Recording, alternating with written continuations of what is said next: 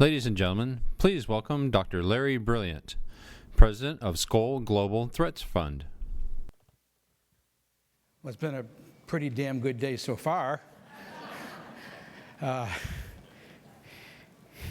It's really wonderful to be here. I am, as everybody who's spoken to you, humbled, but I'm probably humbled for a different set of reasons. First, because my dear friend Judy was kind enough to invite me back to speak to you again. It's so wonderful to be here. And second, because I feel literally embraced by the Rockefeller Foundation as I speak to you today. First of all, I'm a public health doctor. Public health was created by the Rockefeller Foundation. I'd have to be a different kind of doctor if it weren't for the Rockefeller Foundation. It could be worse, right? Second, I'm going to talk to you about smallpox eradication and polio eradication as exemplars of the problems we face in conquering pandemics. Rockefeller invented the idea of disease eradication, starting with hookworm eradication. I'm just a follow-on note. And last, I'm going to end my talk talking about a new organization called CORDS that we gave birth to in Bangkok in January. But CORDS, too, was created by the Rockefeller Foundation with a lot of help from others. So in everything that I do to you today, I'm so mindful of that relationship, and I'm so glad to be able to talk to you. And I'm going to talk about bad things. I'm going to talk about pandemics. I'm not going to talk about small pandemics. I'm going to talk about big pandemics, the kind where there's no airplanes flying for 6 months, when there's hundreds of millions of people dying, the Black Death, Spanish flu, which of course didn't begin in Spain. I'm going to talk about pandemics because I think we can stop them, and that's the big bet that we're going to make, that we can end pandemics in our lifetime. Now, here are some hot spots for where pandemics might emerge. There have been 30 novel emerging diseases with pandemic potential, at least, that have arisen in the last 3 decades. Those of you who saw the movie Contagion will remember in the last scene that it was an animal that held the virus that jumped from a bat to a pig to a human. And while that's not the only way that a pandemic can spread, it's that kind of pandemic that we most worry about, especially when it is spread respiratorily.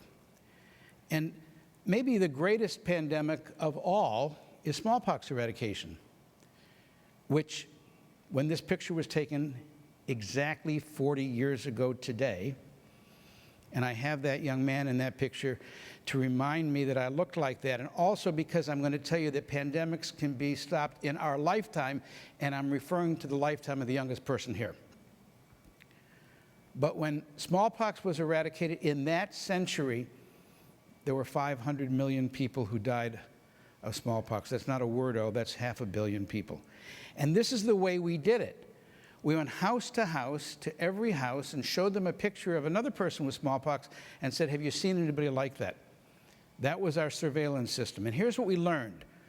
At the beginning of the campaign, we were finding outbreaks that were 6 months old.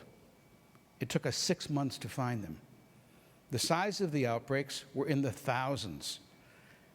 A decrease in the speed of detection led to an increase in the size of outbreaks.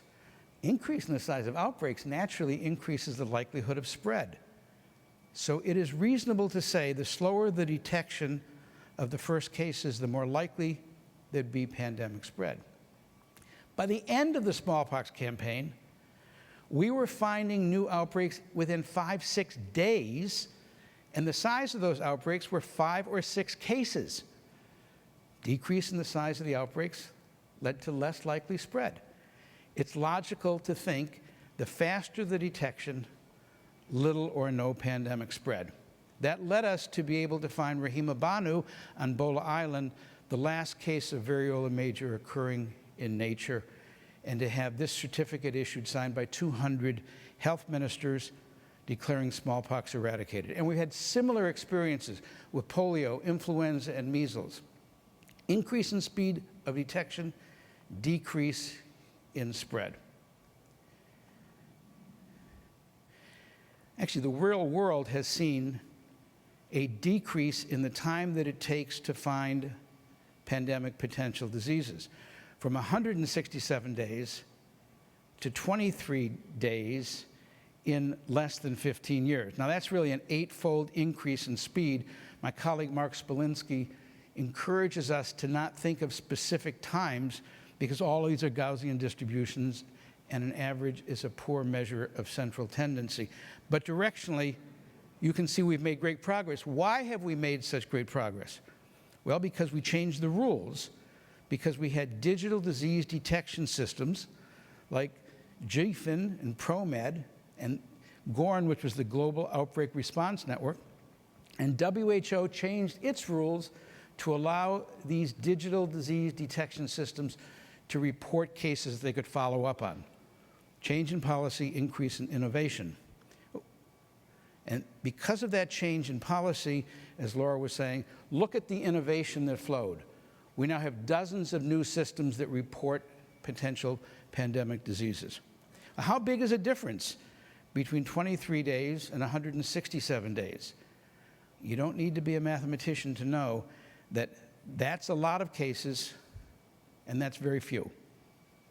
That's the difference. If we give a pandemic virus 6 months head start, we don't have a chance of catching it.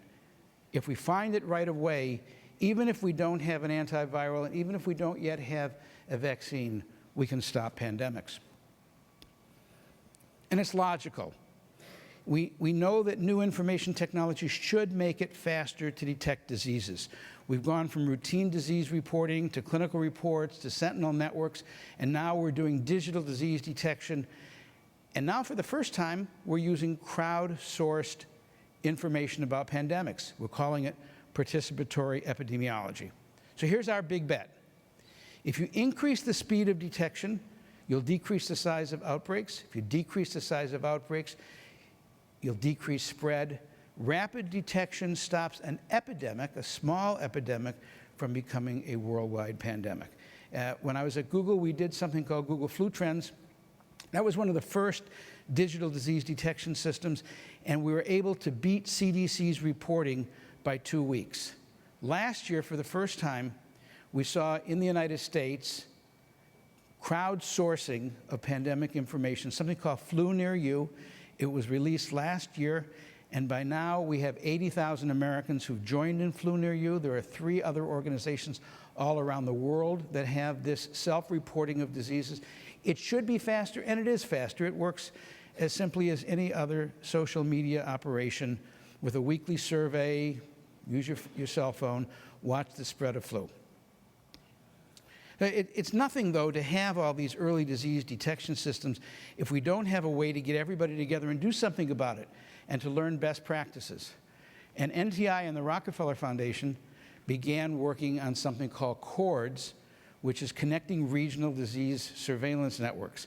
6 different regional organizations that share best practices so that when one finds a new innovation, they all can do it with the goal of increasing the speed of detection. We have so many different partners in that. I'll show you all of them in just a minute, but we have 8 different foundations, 3 UN agencies, and we give grants to scientists and the other NGO communities, all aimed at increasing speed, improving diagnostics, training epidemiologists. And by changing the rules, we have this proliferation of new technologies. Let's put it all together. Hillary Clinton said it takes a village. Well, it takes more than a village to stop something that has pan in its name, like a pandemic. And here are the organizations that all work together today trying to stop pandemics in our lifetime. We actually have 28 health ministries, 6 regional networks, 3 UN agencies, 8 foundations, more than a dozen NGOs, an untold number of new entities working on digital disease detection. And together, we will stop pandemics, and over the next few years, we'll find better and faster ways to find the first cases of pandemics so we can stop them in our tracks. That's our big bet. Thank you.